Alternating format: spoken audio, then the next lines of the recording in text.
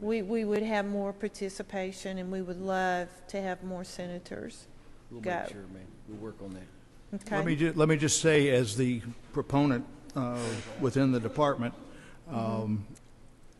if you become aware of an organization in your district that is wanting to put one of these on, please, at your level, share with them the need to get in touch with us as soon as possible. And that way we can work it from our end as well as from your end and try and meet that scheduling requirement. And the rep said the same thing. Absolutely. So we don't need to put that language in the budget.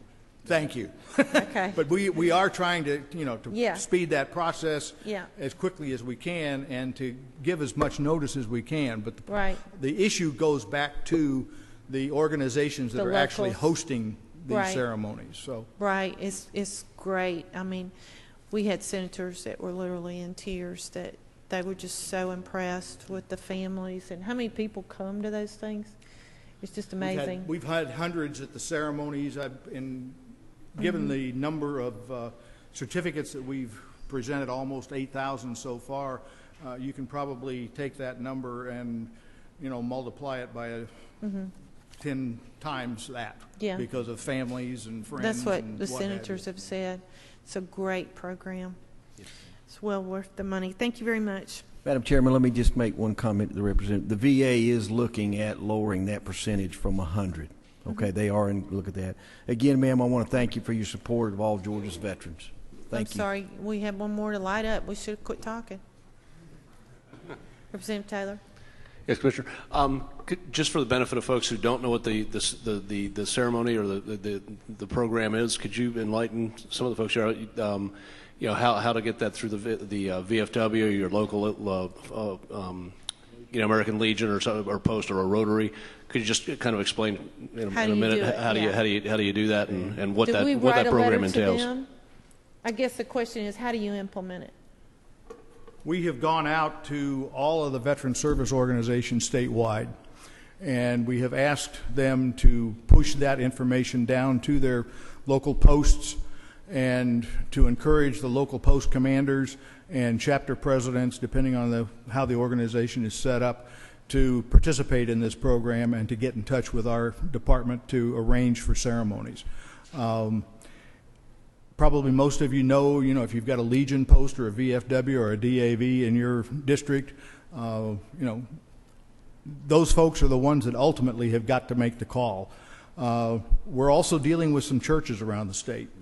So that's another avenue that is open, and we're trying to take advantage of. So, and can you explain just in 10 or 15 seconds what this program entails, just so the folks that don't know in here, the certificate and the pin and all that? Basically what it is it's the 50th anniversary of the Vietnam War. Started back in 2012 nationally, and it will run until 2025. So it's going to run the entire period of time that most people normally think of as when the Vietnam War occurred.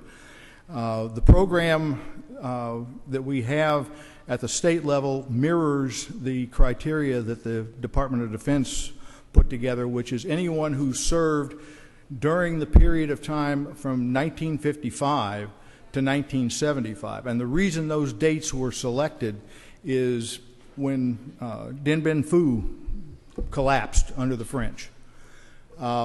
We had advisors, military advisors on the ground in Vietnam at that time. So that's the reason the 1955 date was picked. 1975, that's the date that Saigon fell. And so that's how the dates work. So anyone who served on active duty in the armed forces, in the Guard, in the Reserve, during that period of time is eligible to receive one of our certificates and a DOD lapel pin, which I have one on here.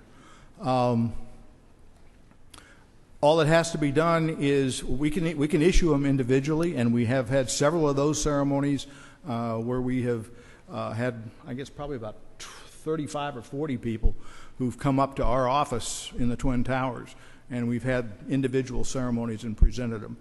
So individuals can do that on their own by contacting our department directly, 404-656-2300, or going through a local post, chapter, church, and say, hey, can we get a ceremony down here? One of the interesting things down in Savannah, we started off with one small ceremony, and we've had 3 more just as a result of word of mouth. And suddenly we'd get a phone call, hey, I heard you're doing this thing. What do we got to do to participate? We got about 45 people we'd like to recognize. So that's how it just kind of multiplies that way. Thanks so much. I think if I could just add, from talking to the senators, one of the premises of the program is that when these folks came home back to the United States, that they were not welcomed with open arms. And this is our way of thanking them once again in a more civil manner. So I think that's why it's so emotional, and it really Absolutely. late in life, and it's a good thing. Thank you very much. Thank you, ma'am. All right. With that, I think we're going to go on into voc rehab. Is that what you have?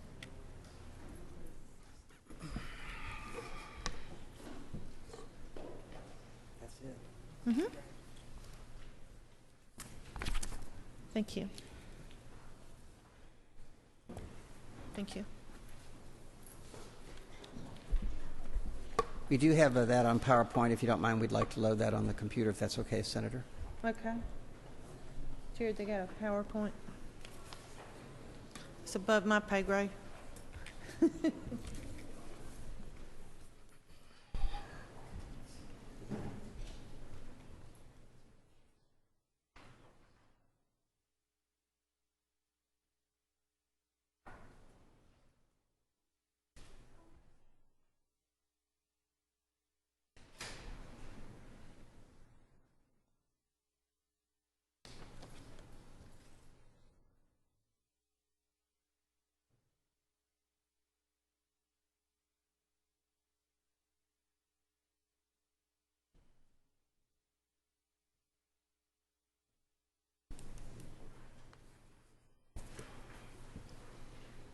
Thank you very much,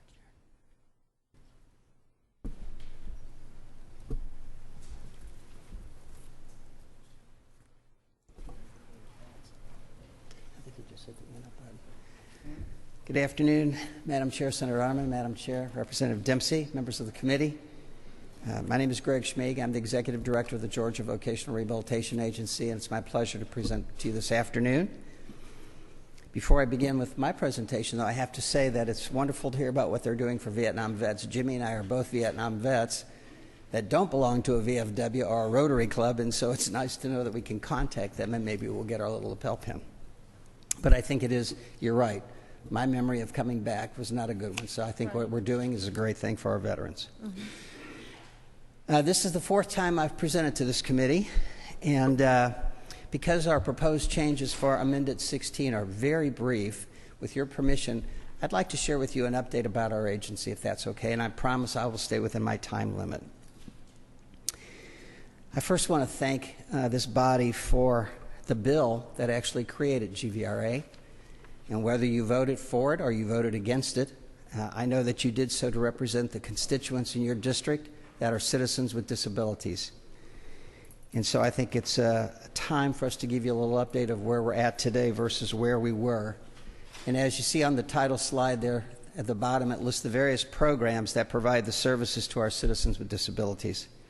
But if you turn to page 2, and I always like to include our mission. Our mission as an agency is employment and independence for citizens with disabilities in our state. And most of us know that getting a job and having a career is really the vehicle that gives us our independence. It opens the doors of opportunity that lets people with disabilities access everything that you and I can access. I don't view our agency as a social service agency. I really view it as an economic driver. We are taking people and putting them to work and making them taxpayers. This is where we were on July 1, 2012 when we went into existence. We had a $20 million deficit in our state vocational rehab program. In that program, all of our priority categories were closed. We had 10,777 people on a waiting list.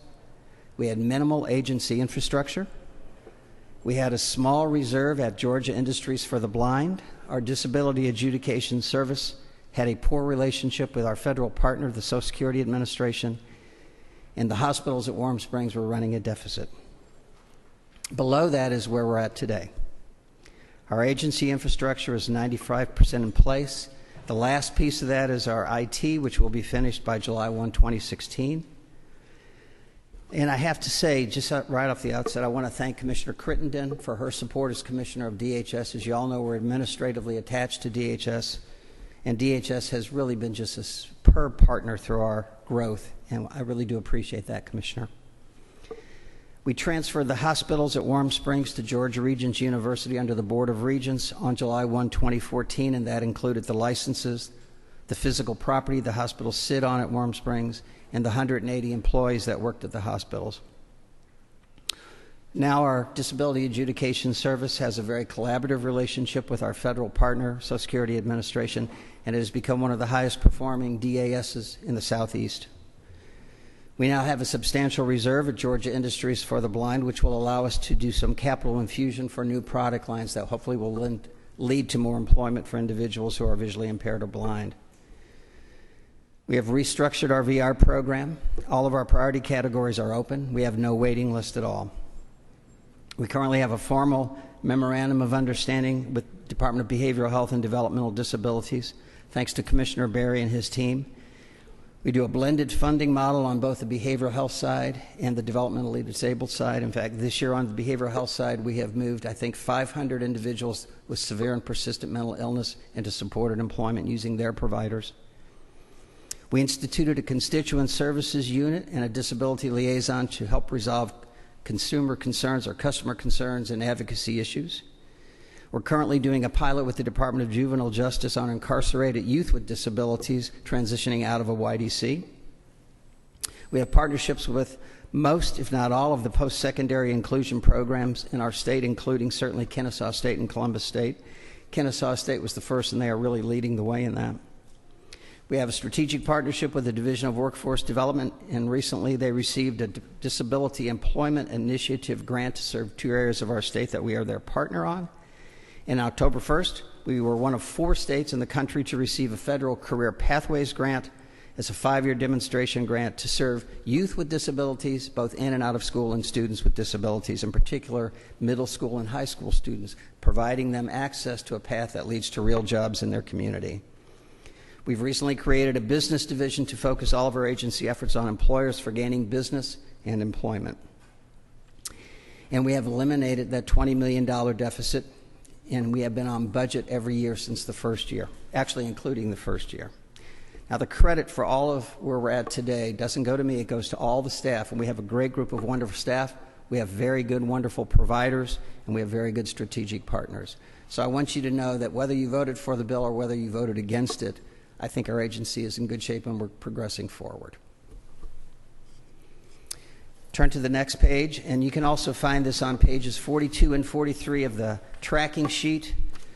And as I mentioned, there's really very minimal changes for amended State Fiscal 16. And as you see on the left there in the first column, we have all of our programs listed with their tracking number. Our business enterprise program, and just to familiarize you with the template that I'm showing, the first column next to the program is the state funds in our current FY16 budget. Then the column next to that to the right is the proposed change in state funds, if any. And then you'll see the total for the amended 16 budget, that's state funds only. And then the final column is the total budget for that particular program, all sources of funding, state, federal, and other. And we really only have 2 proposed program changes. The first one is in the agency departmental admin. Tracking number 28.23.1 is the statewide increase in TeamWorks, $2,411. And then the other one, tracking number 28.23.2, is a savings that will be transferred out of agency admin into VR of $34,971 to serve more people. And that really, contract savings, I'll just elaborate a little bit on that. When we began as an agency, because the law was signed in April and we were going live July, the Department of Labor actually provided all of our IT support. In the first year we were in existence, that IT support cost us $10.4 million. Last year it's down to 3.6, and so all of the savings in those particular types of contracts have been reinvested into services for those we're supposed to be serving. Then you see our disability adjudication services, 100% federally funded. Georgia Industries for the Blind, no state or federal funding. What they earn is really what they earn through their work, their businesses. And then under VR, tracking number 28.26.1 is really the reverse of that $34,000 coming into the VR program out of agency admin. And then finally, you just see the Roosevelt Warm Springs hospitals, which is really just a pass-through, and again, no proposed changes in that for amended 16. So with that, I'll try to answer any questions anyone has. Okay. Representative Benton. Thank you, Madam Chair. Appreciate you coming today. Sure thing. I've heard some concerns that services for the deaf and blind have gone down since y'all disbanded the sensory impairment unit. Y'all have any plans to bring that back? It's a good question, sir.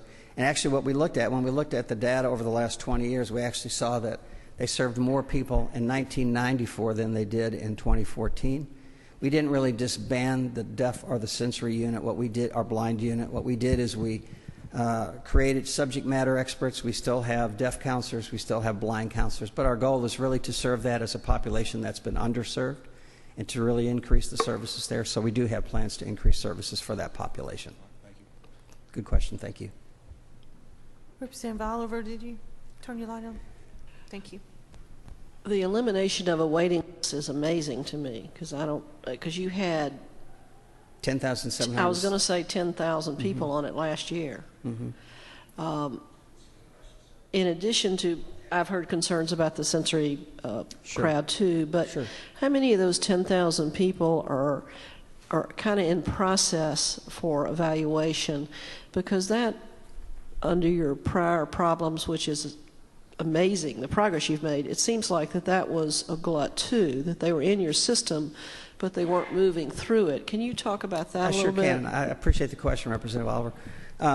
The 10,777 people, the way we decided to address it, and I have to give Ed James, who's our VR director, really the credit for this. We actually, the task was how do you re-engage all of those people as quickly as possible to see, number one, if they're still interested in services, and then number two, by our federal statute, we have to engage them in a face-to-face appointment. So how do you get them scheduled for appointments? And so really Ed James took the lead in this, and what we did is we engaged two of our providers, the Center for the Visually Impaired and the Bobby Dodd Institute, who operated call centers. They created a script. They called 3 times at different times during the day, each of those individuals using that script.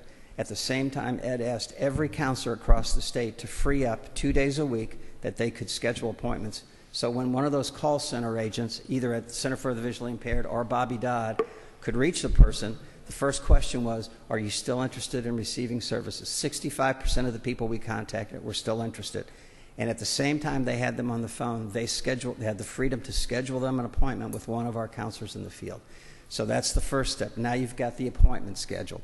Now the next step is going through the appointment and creating the work plan. In all honesty, it took us about 6 months to move those people into service from the waiting list. So it was not just flipping the switch, it was about a 6-month process.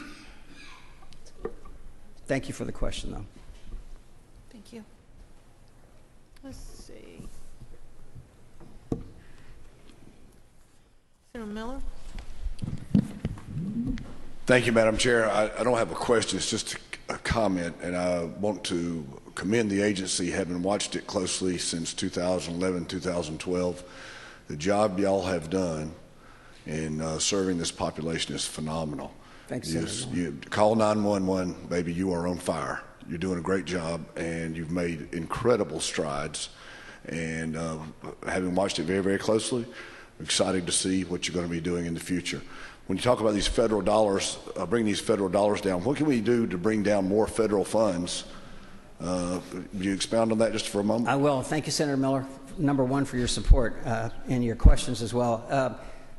In the way that our grant works, a federal grant, we have a federal VR grant, and to our state that's about $100 million. Georgia has, as far as back as we can trace, has never fully earned that full grant. And so every year we have had to send back money. 2 years ago we sent back $40 million. Last year it was down to $20. Our gap has been about $8.5 million to match that grant. We have tried to close that, and I'll tell you some of the ways we've closed it. The agreement with DBHDD, they have given us, out of their state funds, about $800,000. We match that, but that also helps us serve the severe and persistent mentally ill or the significantly developmentally disabled. Last year, several of our providers, we thank them. They lobbied this body, and you added $900,000 to our budget this year, which we appreciate, into the VR program.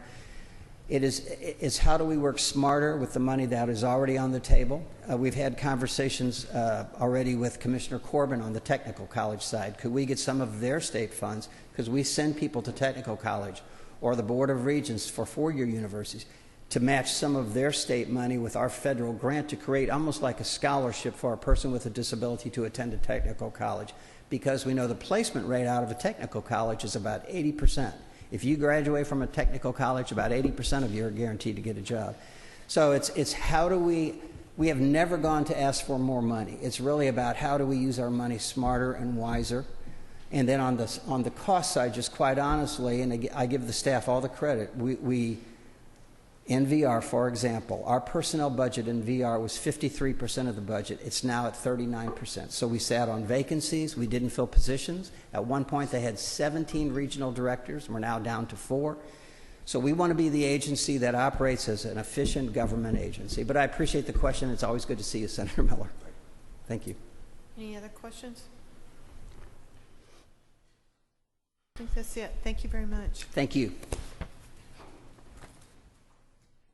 Okay, next we have Department of Human Services and DFACS. And if anyone is in the room and if you're staying here for DBHDD or for the Office of the Child Advocate, they are not testifying today. So if you're interested in those, I don't want you to have to hang around and anticipate them because they're not going to be testifying. So with that, Commissioner, thank you. Appreciate you coming over today. Thank you. Do you have a PowerPoint? No, we'll be working from the tracking sheet. Okay, thank you. And Commissioner Dempsey, I'm going to turn it over to you and let the Commissioner start, and I'll be right back. When you're ready. Okay. Thank you. Good afternoon, Madam Chair and members of the committee. I'm here today with Director Bobby Cagle to present the DHS and DFACS amended FY16 budgets. And we're going to follow the tracking sheet in our discussion. We'll be starting with page 40 of 75.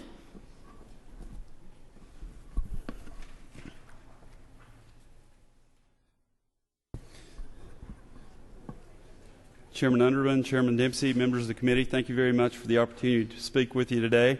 My presentation will be rather short, but glad to answer any questions that you might have. I'll direct your attention to page 41 at section 28.15. At 28.15.1, you'll see an increase in out-of-home care utilization. That's projected at $51.482 million. You'll also see that the total funds there is $64.35 million, reflecting a $12.9 million federal drawdown on that. At 28.15.2, replacing prior year TANF assistance for needy families, and that will cover the cost of the remainder of the fiscal year for out-of-home care, October of 2015 to June of 2016. And that reflects the period of time when we don't have excess TANF funds to cover that. That's all in terms of federal funds in the amount of actually replacing federal funds in the amount of $34,483,285. At the program net there, you'll see $85.965 million in terms of state funds, total funds in $64.352 million. That difference is reflected in a transfer between two line items between out-of-home care and child welfare services. Glad to answer any questions that you might have at this point.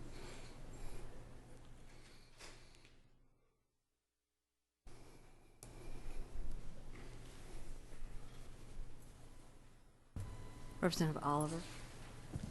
Thank you.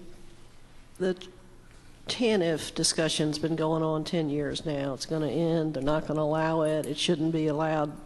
Would you give me an update on what the federal response is to transfer of TANF funds right now, if there is anything new on that arena? Yes, thank you, Representative Oliver. The TANF discussion at the federal level is probably the least acrimonious of any point in time that I've studied it. There is pretty much bipartisan agreement that TANF will change in nature entirely to be a work program. And there is a distinct possibility that those changes could severely impact the budget of the Division of Family and Children Services. Part of what you see here is transferring TANF funds from out-of-home care budget into our Child Welfare Services budget, and also reducing the expenditure by the amount that we had left. I think that was around $34 million that the TANF ran out this current fiscal year during September of 2015. So what this actually does for us in terms of TANF is puts us on a better footing than we have been on in many, many years. At one point, we were spending 68%, or 68% of our child welfare budget was TANF funds. This will help us actually replace some of that with our state funds, which will put us on a better footing should those changes at the federal level take place. At this point in time, given what we know about the calendar of the Congress, it appears as though that may not move this session, but there is pretty much bipartisan agreement on the changes that should take place, and we look for that in the next session of the Congress. So it's FY18? FY18 at the federal fiscal year at the earliest in our estimation. And our budget would be FY18 too then? Yes, it would. Okay.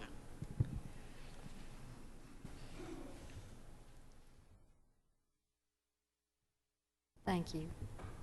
Sorry, I forgot. Hang on. Representative Benton. And just for y'all's information, we do not have the tracking sheets. Most of us, I'm looking around the room, we have our big budget, but we're trying to keep up with you on it. Absolutely. So I apologize for that. It's okay. Thank you, Madam Chair. Glad to have you with us today. You're dressing pretty sharp. Thank you very much. Question's not with the budget, but it has to do with service. In the last couple of months, I've gotten 6 or 7 phone calls from people that can't get through. They call the number, they get an answer machine, and nobody calls back. They call a different number and nobody answers. And it's even calling the number here in Atlanta.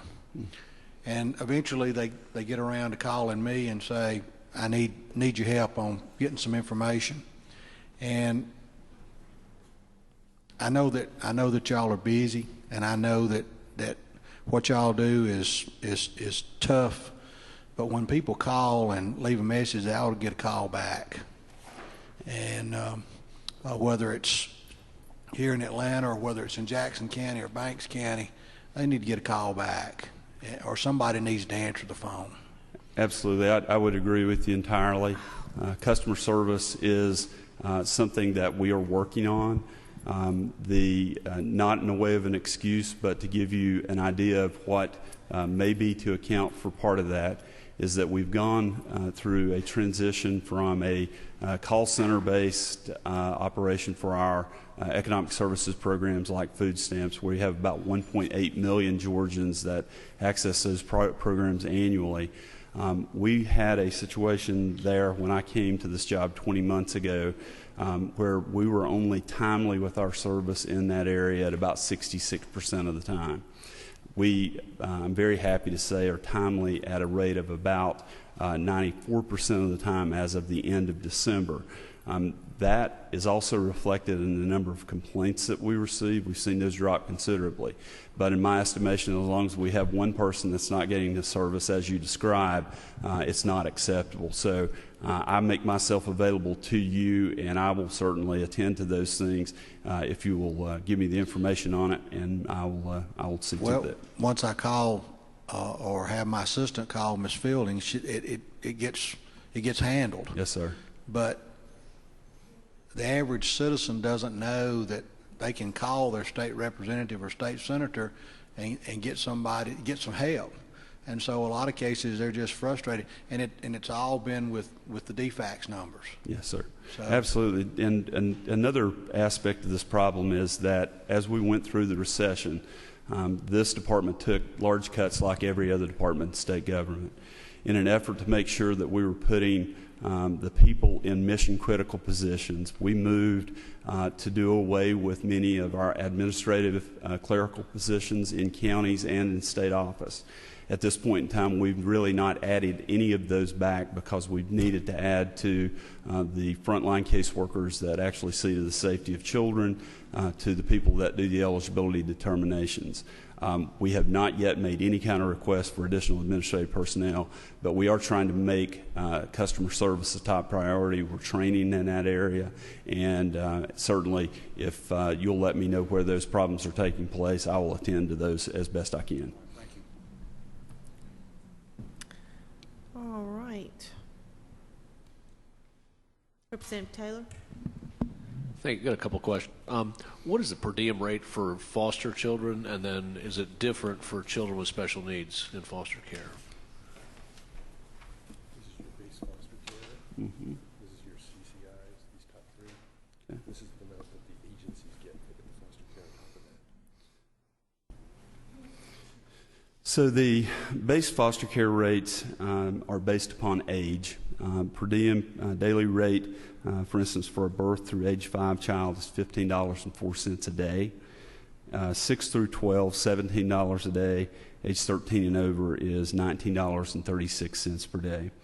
For those that are placed in family foster homes, for those that are placed in child placing agencies, those rates range from $22 up to $83, and that is based on the level of acuity behavioral problems. And then we also have specialized rates for children who have very difficult medical conditions and other things of that type that go above and beyond that.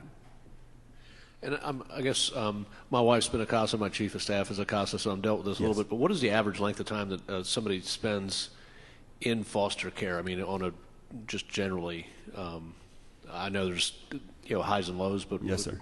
I don't have that figure with me. We'll get that for you, but I can tell you this: the requirements under federal and state law are that children move through as quickly as possible. Typically, no more than 24 months in care. We're not at that goal. The law also requires that if a child's been in care for 15 of the most recent 22 months, that we are to move to have the rights of the parent terminated. Many times when we have children that go over the 2-year period, over into 3 and 4 years, those are cases where we have actually presented to the court, had terminations of parental rights done, and those are on appeal to the State Court of Appeals. We have experienced in the recent past a number of those that are getting overturned, meaning that we have to go back and rework the entire case in order to prove that the parent has had ample opportunity to get their children back. We will get you the specific information on the average length of time for that as soon as possible. And last question, I guess, what is the average profile, educational profile, and salary, annual pay for your caseworkers, and what kind of turnover rate do those folks have on an annual basis? Very good questions. The average social worker would have a bachelor's degree in social work. The starting pay for those range around $28,000. For a master's level social worker, that's around $32,000. And our turnover rate has been ranging between 30 and 36% annually, and is something that we're very concerned about, have been working diligently to try to bring down most recently with a $5 million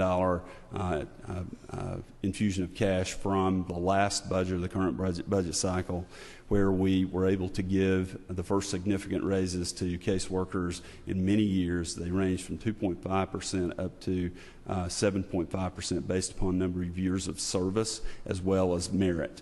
And so those are things that we're very concerned about. Thank you for asking those questions. Thank you. Okay, Representative Benton. I had one other question. Was on a study committee this summer about kinship care, and I know that you were at one of the meetings here in Atlanta, and you heard the testimony as I did. The rate that grandparents or aunt or uncle that is trying to raise a brother's child or their grandchild or whatever, I think was said to be at $3 a day if they did not go through DFACS to be. Has there been any looking at helping that amount out, because those people are well, they're saving the state a pretty good chunk of change by trying to keep their families together, and with them not trying to go through the DFACS qualification, that says to me that they may be afraid that they won't qualify. Mm-hmm. Has anything been done to try to help those people that are trying to keep their families together? That maybe if there's one thing about the house or one thing about something about the family that maybe is not looked at as strongly as other things. Some of the testimony was quite compelling and quite emotional as to what these grandparents are doing. Do y'all have any plans to try to help these folks out? As a matter of fact, I was speaking with Chairman Underman earlier about this very subject. The payments that you're referring to, the very low payments, are the TANF payments that are made for what we call child-only cases. So it's a grandparent or another relative caring for a relative's child that is not in the custody of the department. Very low rate. That rate has not changed since the inception of TANF in 1996. I think that is something that in the future we definitely need to look at. That is set by this body. So the TANF money is a perennial topic of interest. I think something that does need to be attended to. The struggle in the recent past has been that we have been still recovering from the budget crisis, and replacing state funds with TANF funds was one of the strategies that we used in order to be able to continue to provide services through the recession. And so we're now at a point where I think we can begin looking at those things.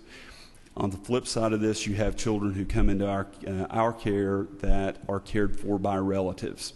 In my estimation, and in all the literature that you can look at, the very best thing for children is to be able to be cared for by a relative if they can't be cared for by their families, as long as they're able to protect them. And, you know, if you think about that in real terms, I think about my childhood. I always had pretty well secure knowledge that I would have gone to my aunts or uncles, I would have gone to my grandmother had my parents not been able to care for me. My charge to my staff has been that over the next 2 years, I want at least 50% of the children in foster care in relative placements, because I think it is better for the children.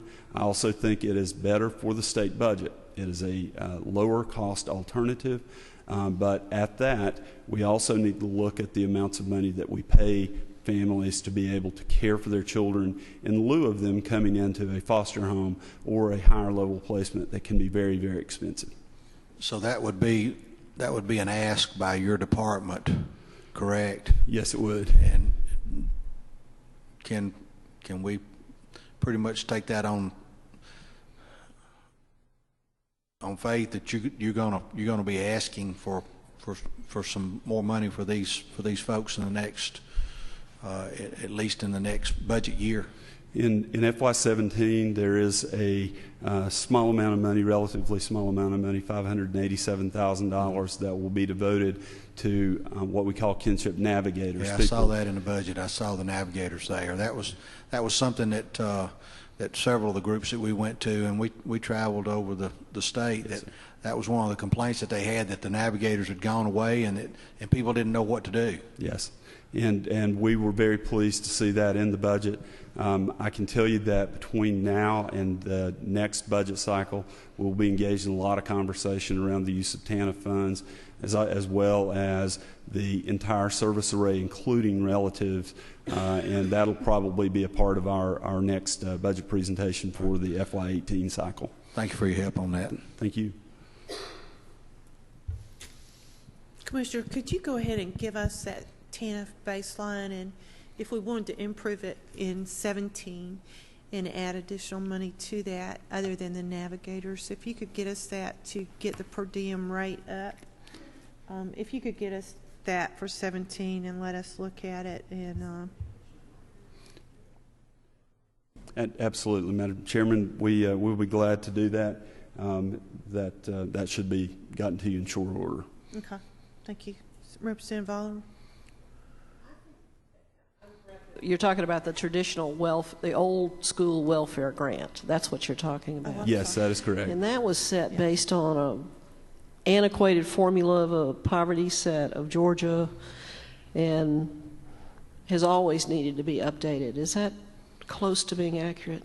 I've only been here 10 years, but in the 10 years that I've been in Georgia, that has been a low rate, and I would agree it probably needs to be looked at. We lose a lot of federal money based on that. We lose a lot of 4A money based on that, and those discussions were set aside during the recession, but now it really is a good time, because if we can pull more 4E money down, we'll make that up. That's right. You're right. If you could get those for us, even though we're working on 16, and have them before you come back for 17, that would help. Yes. Representative Kirby, I think, has a question for you. Thank you, Madam Chair. We kind of talked a little bit about caseworkers and service and everything. I keep hearing from caseworkers out in the district that they were understaffed, and to the point that they really got upset was if we do have 36% turnover, and somebody left, that opening wasn't filled there in their county. It got moved to some other county, so they're not even able to fill the openings, or a lost person when somebody leaves. How understaffed are we, and what do you need to get staffing right? So the staffing proposal for FY17 adds another 175 caseworkers. If I remember correctly, if approved, that would bring us to 628 caseworkers over the last 3 fiscal years. The governor committed back in 2013 to increase by 525 caseworkers over this time period. What that is a reflection of is his recognition that the caseloads have grown tremendously since we implemented a 24-hour-a-day, 7-day-a-week call center, and it appears that is going to be sustained growth. As we look at the budget this year, the 175 staff keeps us moving in the right direction. He set a goal of being at one caseworker for 15 cases, which is roughly the national standard around caseworkers. We range in this state from the 1 to 15 to 116 range to areas where you have as many as 20, 25, 30 cases. And so what we do when a vacancy comes available is that we look at the areas around the state in the interest of child safety and place those positions where we have the highest caseloads, so that we can bring the caseloads more in line on average across the state. That's part of what the employees are seeing. I think they're quite correct. We are understaffed still. We will probably need at least, if we continue the same caseload patterns, we'll need at least 400 more caseworkers and the complement of supervisors that goes with that in order to be able to be fully staffed. This is a problem that's developed over at least the last 10 years. It's taken us a while to get there, but I am very, very pleased with the progress that we're making and the money that's been put forward at this point. I think we will bring to, I think about $28 million the total investment if we approve this budget in additional staff over the last 3 fiscal years alone. I was kind of adding those numbers up in my head, make sure I stay clear. So you're just saying you're a little bit over 60-some% staffed right now? That's correct. We're running about, on average, a 1 to 19 caseload average. With the 175 staff in this upcoming budget, that'll bring us down to 1 to 18 on average. We're making incremental progress. It is taking a while to get there. Absolutely. Thank you. And you can refresh my memory, the goal is 1 to 15? 1 to 15, that's correct. Right. That's a commendable goal. Representative Benton. Thank you. I think this might be my last question. Your retention rate and listening to what you've had to say, it sounds a lot like that you're having the same problems that education's having right now, keeping people in the class, education, keeping people in the classroom. Question about your caseworkers. How many of those are assigned to handle eligibility? Handle eligibility? Handle, yes. You have that. We have about 2,100 frontline eligibility workers. 2,100 frontline eligibility workers, so that would be in our Office of Family Independence. That's separate and apart, of course, from our child welfare workers. Okay. Representative Oliver? No, Representative Taylor. I'm sorry. Thank you. Just following up on the kinship thing. If you were working with, what would be the fiscal impact of locating and working with relatives out of state for placements? Do you guys do that at all? And what is the process, I guess? We absolutely do work for, look for relatives both in state and out of state.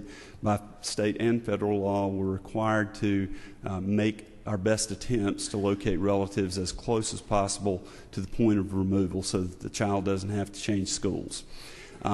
We work through a process called the Interstate Compact for Placement of Children. And basically what happens there is that we have a national body that is a clearinghouse for the kind of background checks that have to be done when children are placed in homes. So we would make a request, for instance, if the family was in North Carolina, through that clearinghouse, they would pass that to the state of North Carolina. The county office would do that work, pass it back through the same channels. And so it is a very long process, a very cumbersome process, and it's difficult, without a doubt. I think very necessary, but we've also been working with neighboring states where we most often place children, and we most often place children in border counties. And so at this point in time, we've worked out agreements with both Alabama and the state of Tennessee and North Carolina to have a mechanism to speed that process. If they're in bordering counties, you have a family that lives in one town and just across the state line's grandmother. We have established agreements that are in concert with the Interstate Compact that allows us to do that more quickly. But we do not allow the difficulty of the process to deter us from trying to place with family at this point. Thank you. Well, you obviously have a lot of advocates in this room. Thank you. We greatly appreciate all the help that we've been given by the legislature. This is a process that is going to be long, but if we continue to put the kind of resources toward it that are necessary, I'm convinced that we'll get this right. And I'll do my very best to assure that any money that's given to us is used in the way that is most effective and most cost effective for the citizens of the state. Thank you. Thank you. We should have quit. Representative. Thank you, Madam Chair. One more quick question. is, in the big scheme of things, especially when we're talking about children, is there anything more important than having the caseworker in the field? If we find money, is there anything that we should look at before we give it to get you more people out there? That's a part of the decision that I had to make in conjunction with the governor's office this year. We talked a whole lot about the turnover issues because that is so important. In my estimation, a key part of the turnover is high caseloads. Having been a caseworker myself, I can tell you that when I had a caseload of 15 to 20 cases, I could do that and feel pretty effective at it. When I got into the 25 caseload range, I would go home at night and I couldn't sleep. I'd lay there looking at the ceiling thinking to myself, I didn't get to see this child or this child, and I wonder if they're going to be okay until I see them again. That kind of thing wears you completely out. It takes a toll on you physically and mentally. And so my decision or my recommendation to the governor was to go ahead and fund additional caseworkers and let us look in the future at working on salaries and the other type of things that play into turnover, because I do believe that that's one of the key factors in turnover as well. Thank you. Director, one of my favorite sayings, and you've heard me say this many times, when a BSW goes up to a trailer and knocks on the door and the person comes to the door and the BSW says, I want to help you, isn't it true that the BSW is making the same amount of money that qualifies them for the same benefits that the people they're asking how they can help them? Is that not true? In many cases, that is true. It's sad, because tell them what the amount is. Even though we did the pay scale, what is the amount for a BSW and an MSW? And BSW is $28,000 a year, $32,000 for an MSW. Let me check that. Is that 32 or 34? It's about 32 starting. 32 starting. 32,000 for an MSW, and I don't know what a teacher's beginning salary is, but you know, there's obviously not level playing fields around. That's my famous saying. I'm going to stick to it, too. All right. I don't see any more questions. You get down before we get some more. Thank you. We sure do appreciate y'all coming. Commissioner, we appreciate your work. Did you have anything you wanted to add Madam to close Chair, out? I could call your attention to 2 items related to departmental administration. Good. Thank you. Certainly. These are also, and I apologize, we thought everyone would have the tracking document, but we'll make sure when we present next time that we have it on the screen as well. This is page 40 of 75 in the tracking document, and it is line 28.8 related to departmental administration. The first item is an increase of $52,551, and that is an increase related to teamwork that several others have mentioned earlier today. The other item is line 28.8.2, and those are funds for the integrated eligibility system for its transfer and continuation, and that is just over $1.3 million that in the amended.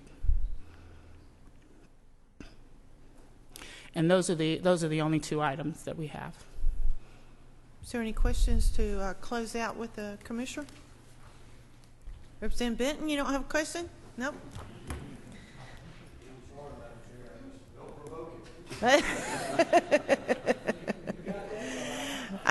We're really sincere. We all, people would not be here at 4 o'clock in the afternoon talking about children in your department.